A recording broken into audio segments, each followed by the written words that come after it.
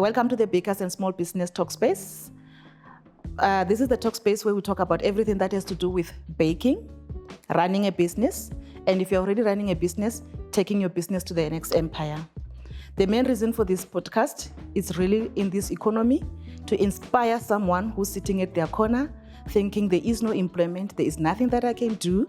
Someone who's already running their business, but they feel like they have reached the end. Now they want to take the business to the next level. We do that by inviting different people who are already in this path, different people who have already gone through this journey, to draw inspiration from their journey, to listen to their challenges that they have overcome and the strategies that they have employed or applied into their business to overcome this strategy. My name is Chiro Kangare, and I'm the brain behind Exquisite Deluxe Cake. If you are new into this podcast, please subscribe, like, comment, and share.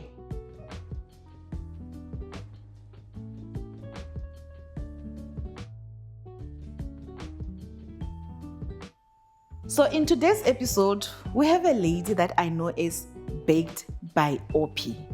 And I believe that the best person to introduce Baked by Ophy is Baked by Ophy herself, because she knows herself better than anyone.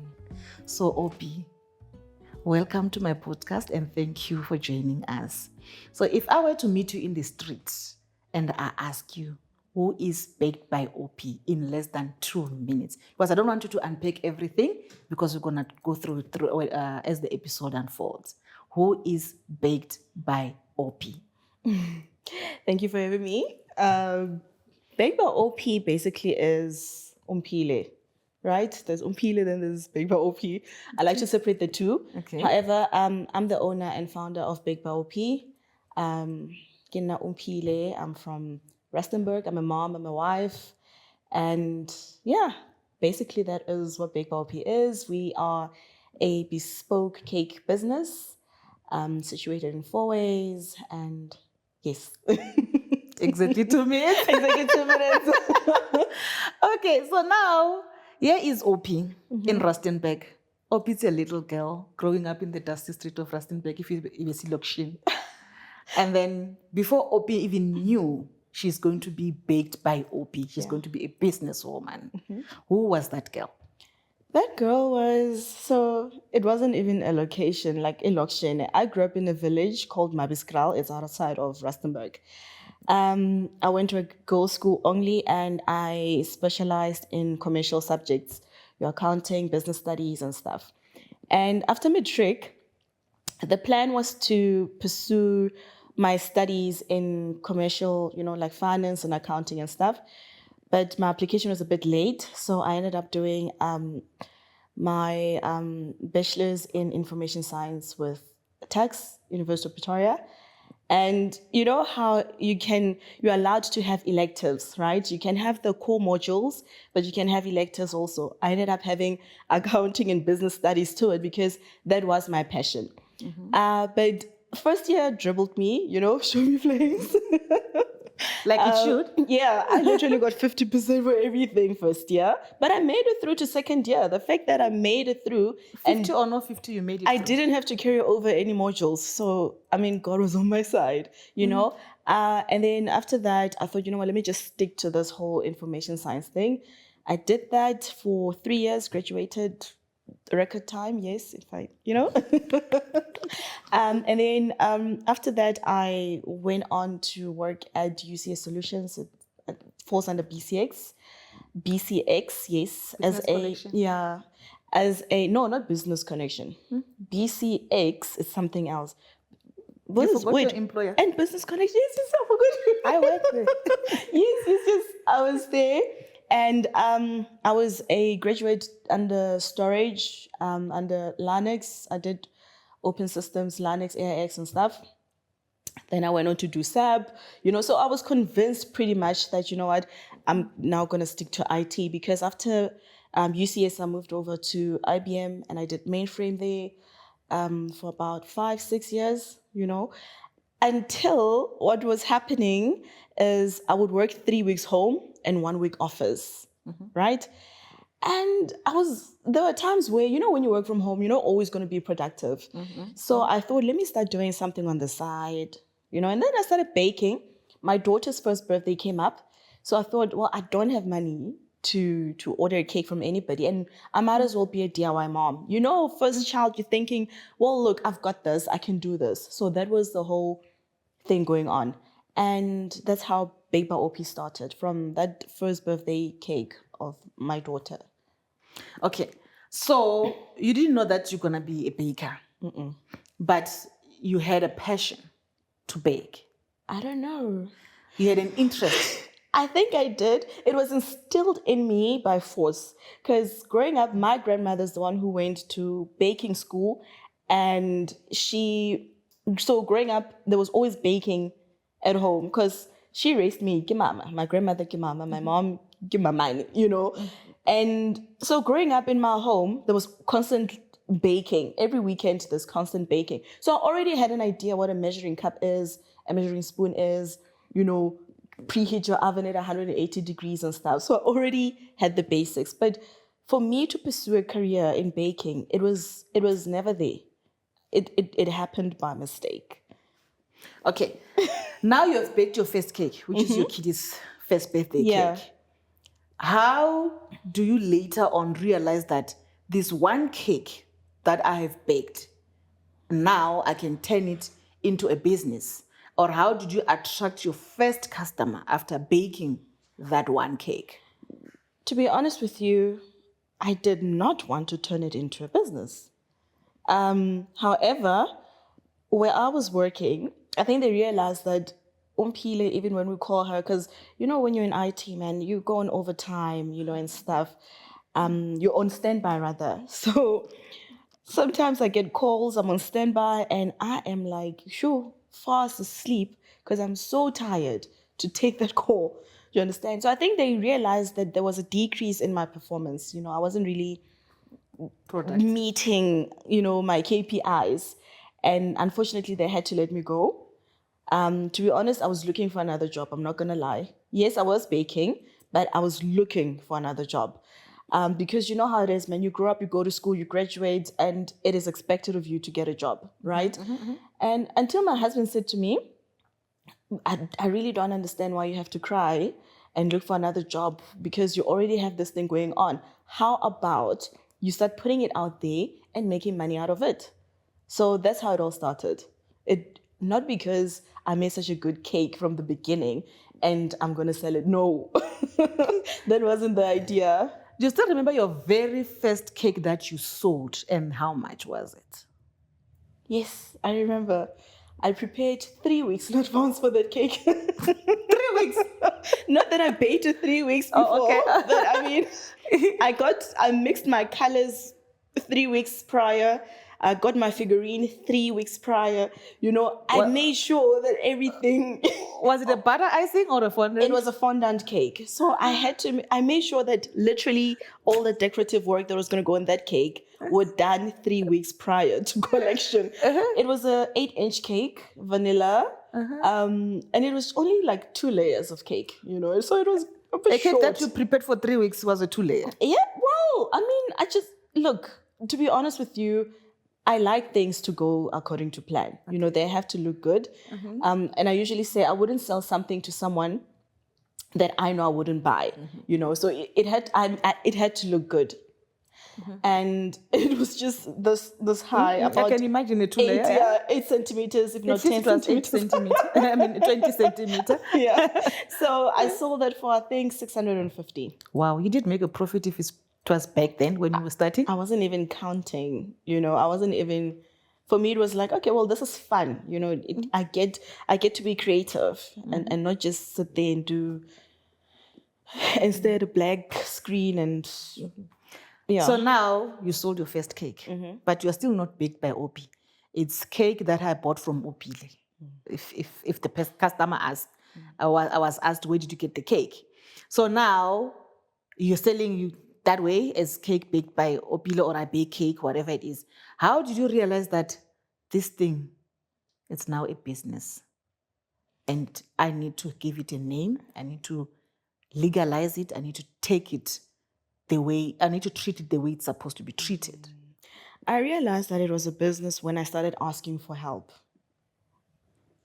when I started asking my helper, could you please cut out the name and the stars and this? When I started asking my husband, please, go buy the boards, do this, do that. Production has increased. Yes.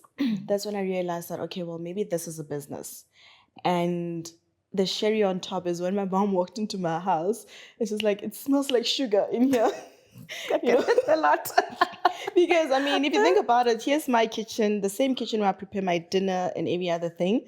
It's where I'm, baking.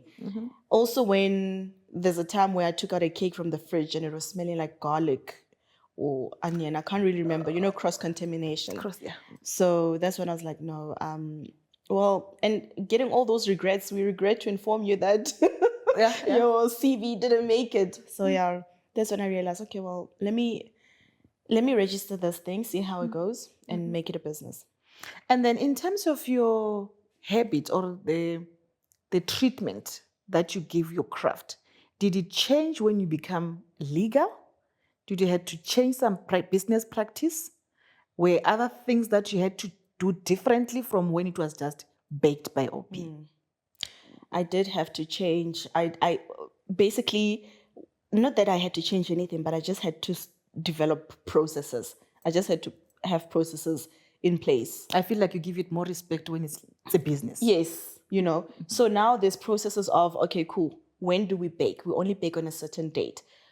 Between what times do we talk to customers, Because when you're baking from home, I mean, you're there 11 o'clock at night, you're taking an order, I mean, come on, no.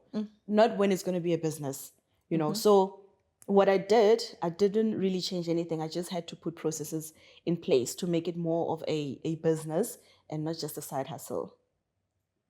Yeah. And then when you were just baked by Ophy, did you have invoices? And then when you are...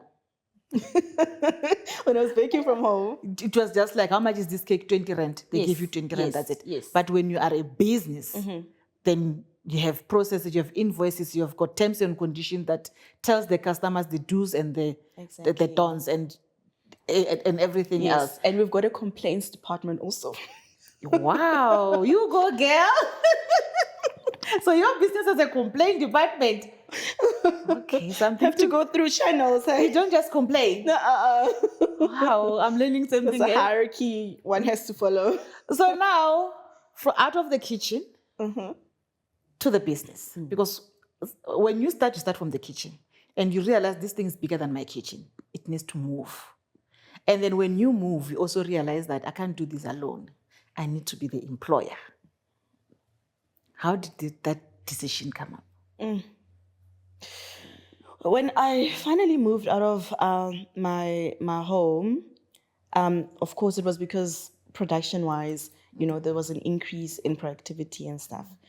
The one thing that I found it very hard to let go of was having to now delegate the tasks that I'm used to doing.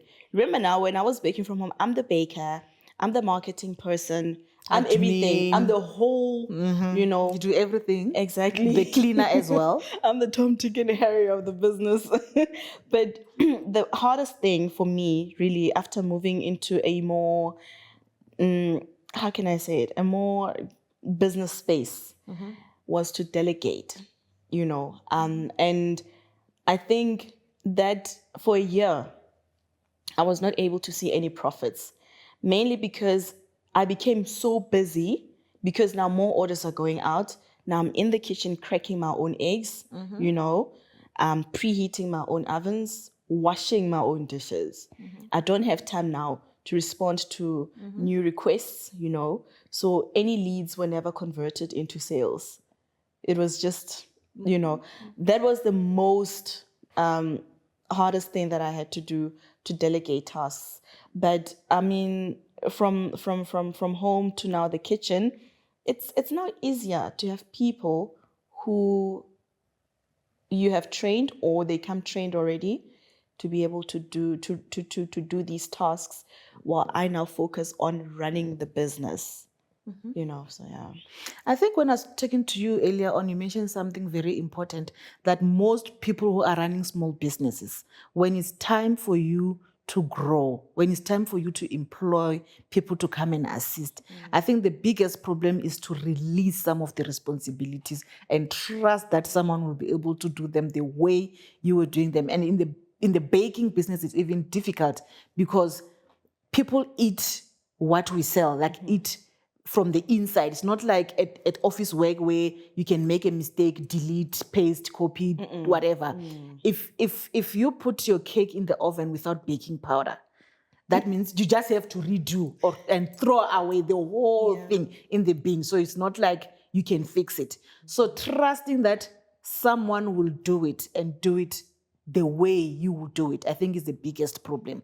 But when it comes to managing the people, you're not just trusting them, then you have to manage them. You have to see that every month they get paid. You have to see that every time when they come to work, there is work for them.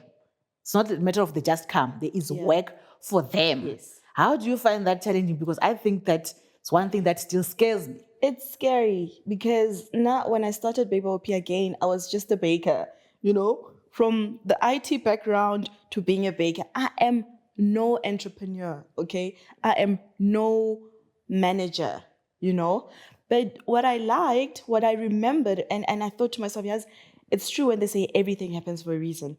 When I was completing my information science degree, one of my modules was industrial psychology, right? And it took me back to how to deal with people in the industry. You didn't just pay the school fees for nothing. You know, it actually worked. came back to work for my advantage.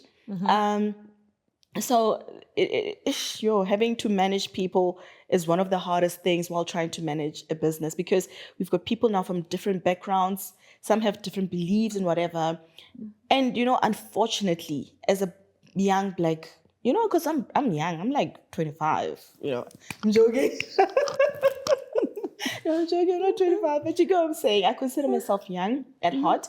But as a young female, Black also, when you hire other people, you know, who are also young, who are also Black, who are also female, sometimes, and I'm not saying this is the case in every situation, sometimes there's that thing of, who are you to tell me what to do? I mean, how do I call you boss?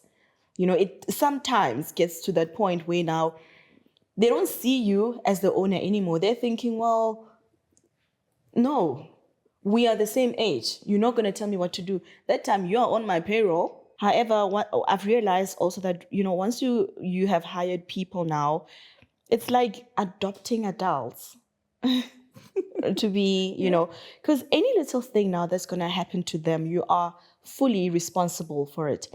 And which is why my accountant always says, you know, when I started having an accountant, he suggested that we need to be compliant.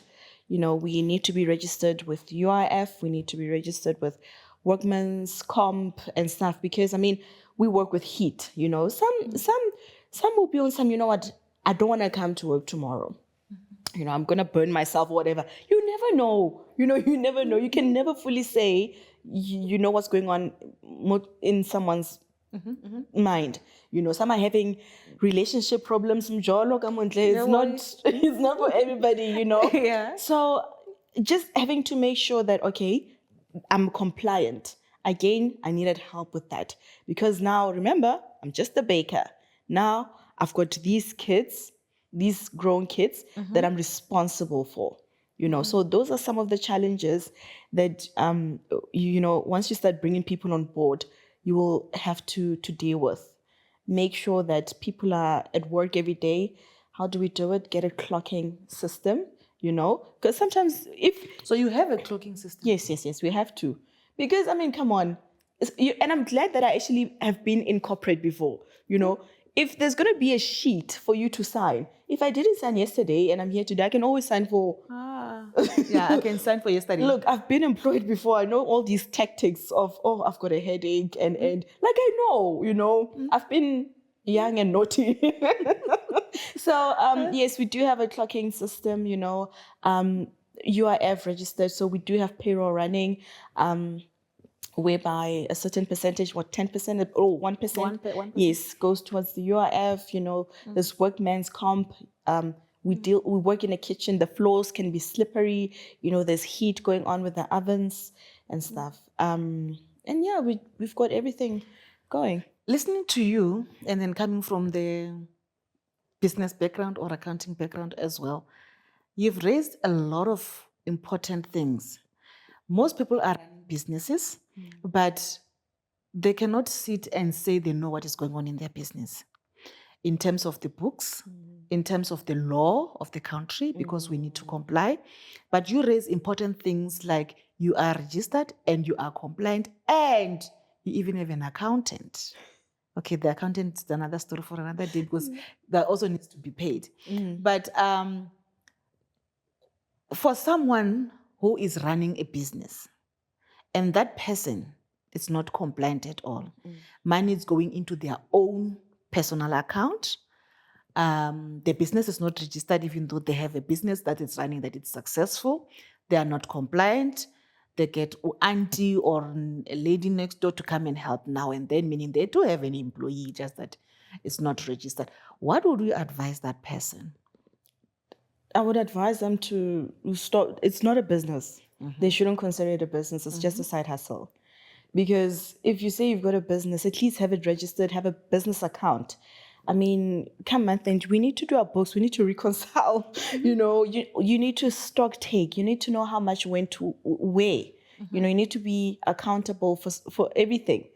So if you don't have anything in place, really, to be honest, it is just a side hustle. It is nothing serious. You haven't smelled the coffee yet. It's not that thing of, okay, now I'm running a business. Because if it's running like that, you could get injured tomorrow, be in hospital for a month. No production is going to take place, right? Because it's a side hustle. But once you consider it a business, if you're really serious about it, yes, you'll have, again, I'm a firm believer in processes, have them documented in place, so that if Ompile is not in tomorrow and someone comes in to replace, they know where to pick up because everything is documented. Everything is still running the same. Customers are now not going to taste a different vanilla because, sorry, Ompile the baker has resigned. You don't go to McDonald's in Cape Town, McDonald's in Rustenburg, and then you get totally different things. Consistency. Why? Because there's processes that are in place and everything has to be followed, So, I mean, my advice is just wake up already and smell the coffee and make it a business if you're serious about it. Okay, before we go to the last part, I just want to understand, you've got employees that you seem to share everything, your recipes, so that the production can go, which is one thing that most people fear. They would say, if I share my recipe with my employees, what if they take it and go and run their own business? Or what if they sell it? The story. So how did you get to release that responsibility of giving someone your own recipe? Remember, when you bring people on board, there's a contract in place. And there has to be a non-disclosure form, right? If you sign that non-disclosure form, it's like taking an oath that I, Ompile, will not, sell or share the recipes or any company secrets. Do you understand? And to be honest, even if someone does do it, where I am today, for them to get to where I am, it's still a long way to go. I didn't start yesterday. Yes, I've worked to go Baked by Ophy as the baker. Then what? You understand? Baked by Ophy is on a different level. We've worked very hard for our brand. We've done a lot of PR work, so much that we've done. So just because you went away with a vanilla recipe, it's really, I don't even know what to call it. Yes, so going back to your brand, marketing your business, making sure that your business is out there, it's known, attracting new customers and maybe retaining the old ones. What strategies have you used? Sure, to be honest, I've been a lot, And it's very hard to always measure the return on investment for certain things. But personally, well, what I can say as the business, we've invested a lot in PR. You know, we've done a lot of PR work. So we've been on radio, we've been on TV, we've had a something going on with KFM for a year. We've been featured on Forbes. Thank you.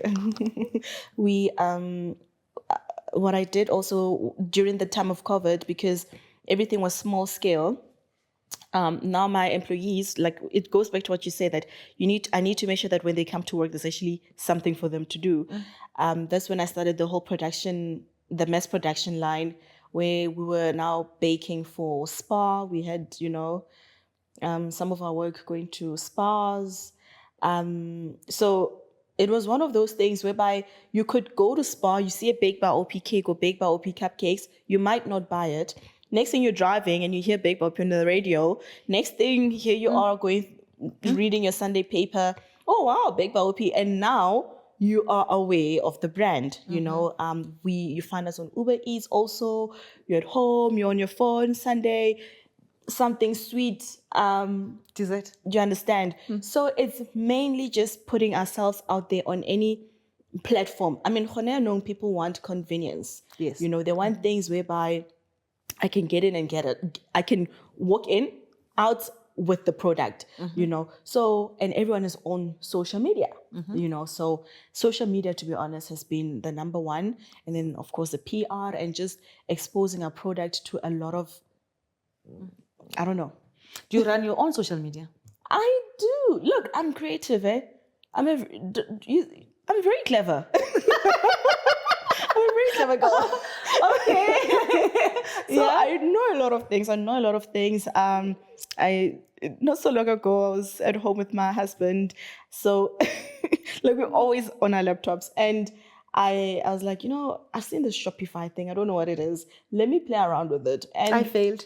Yes, I played around with it, and now, yes, we're getting sales are being generated, And what I like about it is that, I mean, you see something, you order it, you pay now, because we need the cash flow going. Yeah, This thing of pay 50% deposit now. Doesn't work. No. We, as a business, cash flow.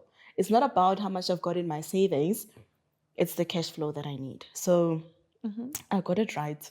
And how do you feel about social media making content where other people would say they need like an Instagram type of space to do the content, and others would say, no, it doesn't matter how my space look like. Instagram, I mean, it needs to be glamorized. It needs to portray a certain way and tell a story that is maybe doesn't even exist.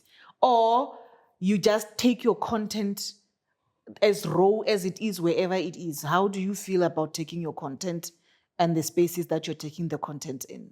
Look, I really don't know how I feel about that. But personally, for me, it's about putting out there what we know is true so that we can back it up tomorrow, So all our content, really, it's so it doesn't matter as long as you want to take the content, you will take the content. I will take the content. And also, there's nothing wrong with having a bit of sense of humor also. You've seen a lot of Nando's ads. Yeah. I mean, why are we so afraid to have that sense of humor? I mean, that's what marketing is all about. There has to be a bit of a pun in some way, let your customers read between the lines some way. That's just how it's supposed to be. I remember when I joined social media fully, especially TikTok. And one thing that I was known for was to dance with a cake. Okay. And in the beginning, when I started, those who know me, my friends, my family, whatever, say, hey, happy wa rata chelete. Why dance with a cake? Fast forward, my page grew. People liked the person who's dancing with the cake and the person behind the cake. Yeah. Then that's how my brand grew, and that's how I grew my social media platform. And now I'm known as the lady who dances with the cake. So you never know. So I'm taking you back to the stories of Nando's, whatever. So do you stay true to yourself? And but now I've got a question for you. What happens when you have grown and you've got people working? for you, and you're not there to dance with the cakes anymore. Now they're not seeing you dancing with the cakes anymore. Will they forget about? That's one of the challenges that Or will they say, I want hoping to her, overcome. I want the CEO to dance with my cake? If it brings money to the table, Yeah. I will dance with the cake. Okay. I don't have a problem with that. Yeah. Okay, now we're gonna move to this from this space to somewhere where you understand better, which is the kitchen, where we're gonna continue to unpack everything that has to do with baking, running a baking business, or running a business for that matter. Okay. Welcome back, guys. We're still with Baked by Ophy. We are just in the kitchen to do some testing where we're going to taste some delicious cupcakes that were baked by Ophy. We just want to test and see if Baked by Ophy knows her bakings, if she knows her product, and if she knows the flavors.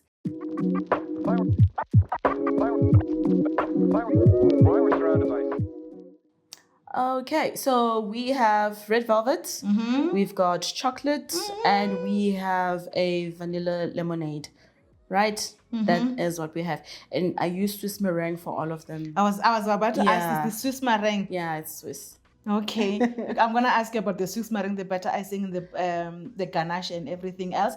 But before we do that, I want to know how well you know your cakes, how well you know the things that you've baked. Okay. So I was gonna blindfold you, but I look like I can trust you. So you're gonna close your eyes. Okay. And then as you taste, all right, you're gonna tell me which one is this. Okay. Just for the fun. My eyes are closed now, no? Yeah. I just want to see how well you know your own baked stuff. Ne? Okay. We're gonna taste. Okay. Flavor number 1. Okay. You're gonna tell me what it is. Red velvet. Okay. Flavor number 2. Ne? Okay. The lemon. Eh? The lemon. Okay. Vanilla. So now I'm bringing flavor number 3. Okay.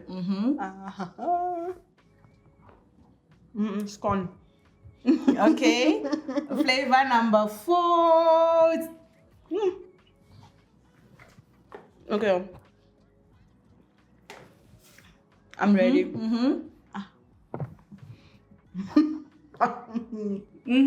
It's a donut. Remember, these are the things that you brought, eh? Did you bring a donut? It's a donut. Okay, last flavor. Okay. Ne?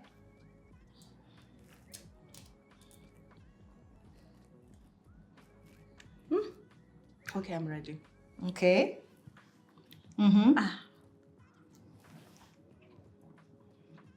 Chocolate. So you definitely belong in the kitchen. You know your flavors. So take me back to your earliest memory when you were in the kitchen as a little girl with grandma.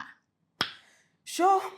When she was baking, not just. You know, the only thing I can think about is she always made me scrape, like, you know, when you when you're baking using butter, you have to like really scrape it off, right? She always gave me that job. You know what? You must scrape it off properly from the packaging. Ne? That was the most that she made me do. Scrape it off. Bakers, we don't waste. Because I think she was also, she's just like me. Now, sometimes we want to do things ourselves to make sure that they go right, you know. So that is one of the moments that I remember being with her in the kitchen about, I know Mama Otlo Baker, you know, I know I'm going to be in the kitchen with her, but having to sit there and scrape that thing off, even when I can see that there's no more butter left. But you have to, you know, yeah. So that is the moment. That's so interesting. Not the whole baking, no, the scraping off. Before we go to the final part of the episode, before we move out of the kitchen, because I believe as bakers, this is where everything started. This is where our dreams are built. So there is someone who is currently baking in their own kitchen, and they feel like, no, man, I want to go out and bake somewhere. What is that one advice you wish you knew or you experienced before moving out of your kitchen? Gosh, I wish I knew that, you know what, I'm now going to be accountable for that electricity. It's no longer coming from the house electricity. And that now I'll be paying rent, you know. It's no longer, because at home there was a comfort of, well, this electricity, we bake. You know, now I'm accountable to say, well, this much, you know, is strictly for baking. And what else? Yeah, just So you must having a have enough separate, you must, yeah, you know, that's basically what I can say. And at least, you know, once you're out, you know, food safety also comes into play. Do you understand? And lot less cross contamination happens. You know, you've got to, and customers tend to now also to trust you even more. You know, to say, well, at least she doesn't have a cat going over the counters or a dog that she keeps beating off cuts to. Nini, she's back in the kitchen. Do you understand? So that is basically what I could say. Oh, thank you very much. So now let's move to the last part Yeah. of this episode. So, Ophy, now that I've got to understand your journey, I get to know who Ophy is, I get to experience you from the kitchen, I feel like it's time to wrap up, to get closer to ending the podcast, but we cannot do that before I ask you, in your baking journey, what has been your biggest cake disaster or business disaster, and how did you feel? Okay, this one was hectic. I got letters from the lawyers. A letter from lawyers, actually. Okay. This was during COVID, when the hours were still, you know, restricted. Yes. And where I work from, we had a power outage for, I think it was a whole day and 2 days. And now we had to end up working until late with my stuff. So orders now were gonna go out a bit later than expected. So if you said you wanted your cake on the Saturday at 2:00, you were gonna get it at 4 or 5, you know. But communication was made. You know, I realized that as a customer now, sometimes I would like to be informed. You know, just communicate, whether good or bad. But anyway, so there was this cake. This cake, it was a cars cake, you know, like a 3D. Cool. The cake is done, nice, perfect. But it got to the venue 2.5 hours late. Okay. Communication was made. Come on. Communication was made. We apologized for the inconvenience. Yes, I'm not saying just because I apologize, you should accept it or that is okay. But it was beyond our control now. How? Now this lady, she was like, well, I want my money back because the cake got here late. The party was done already. Did they eat the cake? It went to the bin. I don't know what the story was.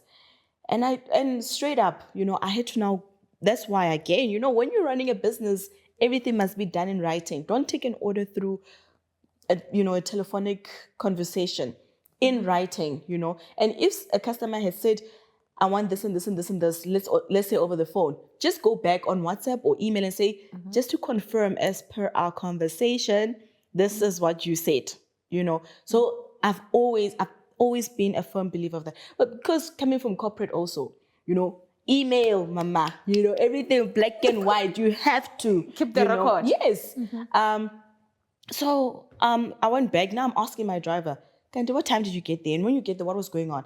And he explains, no, the party was still going on. Yes, it was a bit late, but there were kids running around and. And I'm thinking, why is she now saying everyone had gone home, the cake, whatever? Okay, cool, get to go in. She insisted on her money back. And then we got a letter from her lawyer. How? Okay, cool. A friend lawyer. Now I'm reading this letter, and then 5 minutes after the email came through, I get a call from the lawyer where she's like, you need to respond now. And I was like, what law? It says I must respond now. It gives me 7 days to respond. I need to send it to my lawyer as well. You can't don't ambush me like that. You're coming at me like that. No, I'm not going to shake, you know. So cool, I read it. Yes, a part of me was a bit, sad. Part of me was also confused because this was the first time the lawyer, come on, guys. I'm just a baker. I don't even know lawyers' language. No. But anyway, after that, I got in touch with a lawyer also.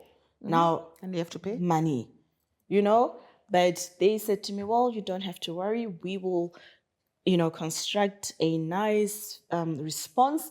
You don't have to say anything. Just respond by saying thank you. Just acknowledge the receipt and say, my lawyers will get back to you, and leave it at that. My lawyers responded, and Yaba case closed.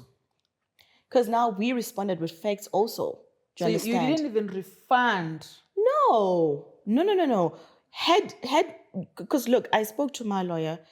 She responded. Had their lawyers came back to say, well, this and this and that, and then Eba case, then it's serious, and then it really needed a refund. Only then. But I can't just refund because you saying, come on, guys, there's overheads. We worked, electricity went, and every other thing. Do you understand? And we ended up not even making a profit because I had to pay my staff overtime now from that money you paid for that cake. So come on. If I'm refunding you, what am I refunding you?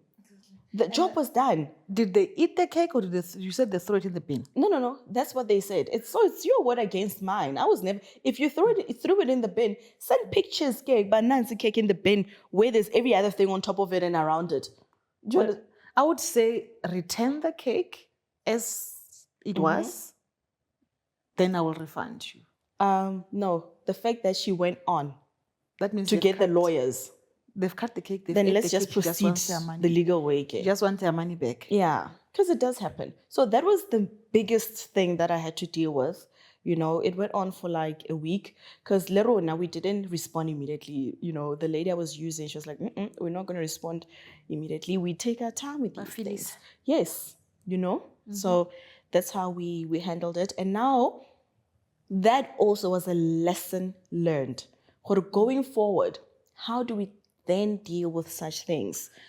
So look, every fail, every hectic thing that has ever happened, I took that as a constructive lesson. And then if I were to ask, you get a lot of different questions and requests from the customers, but people don't know. If I were to ask you, what is the weirdest request that you've ever got from a customer? The exotic cakes. Explain the exotic.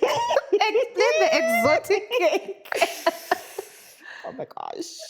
They do get us excited a bit, a little giggles and stuff in the kitchen. But it was exotic cakes.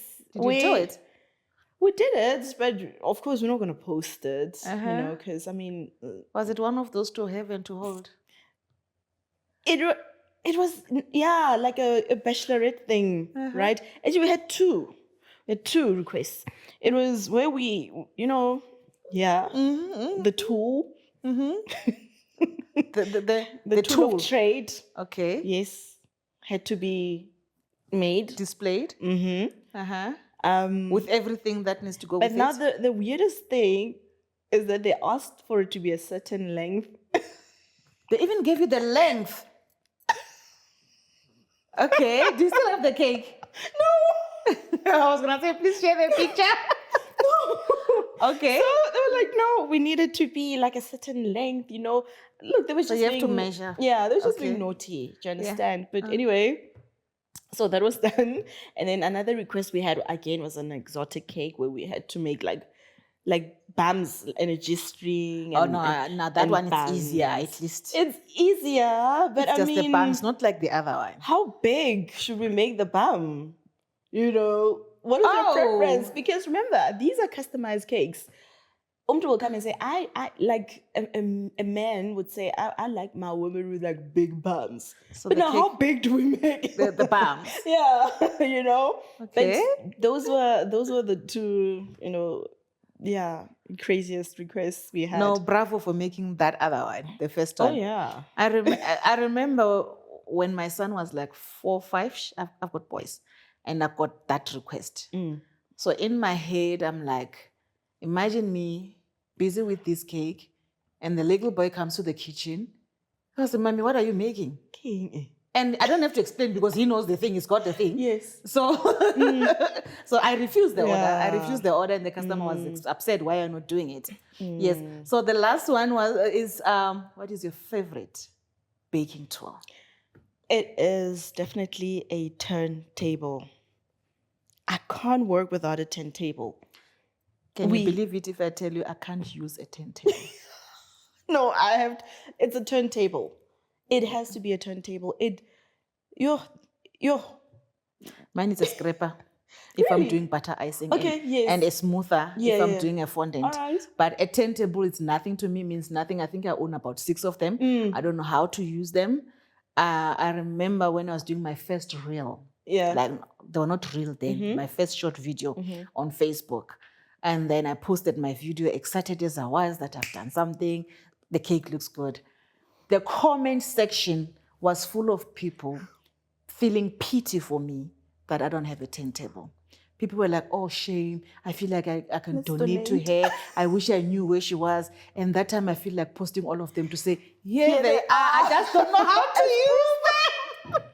Oh my goodness, no. A turntable. I mean, if you're gonna scrape your cake, come on. You need it. Get him. Yo. I know. Okay. Yeah. Well, high five.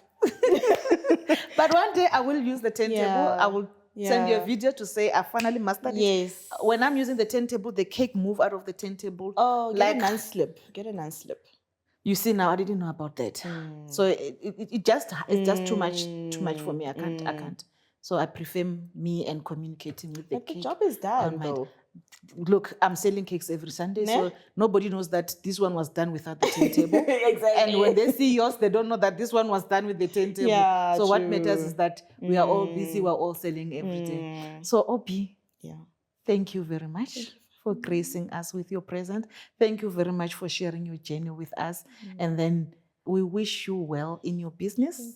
We hope to see you again when Baked by Ophy is an empire. Oh. Baked by Ophy is a franchise. Baked by Ophy is every way. Thank you. And then if you wish to taste Ophy's cake, or if you wish to get hold of Ophy, where do they do that?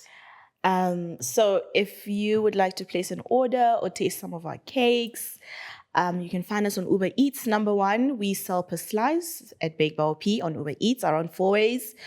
And we are available on Instagram and Facebook at Baked by Ophy. Or you can drop us an email. I mean, all our contact details are usually on the bio on our social media pages. Thank you for watching. Please stay tuned for the next episode where you get to be inspired, where you get to learn more from other bakers, and where you get to learn or to make something out of what you are already doing or what you want to start. And then please don't forget to like, subscribe, and comment.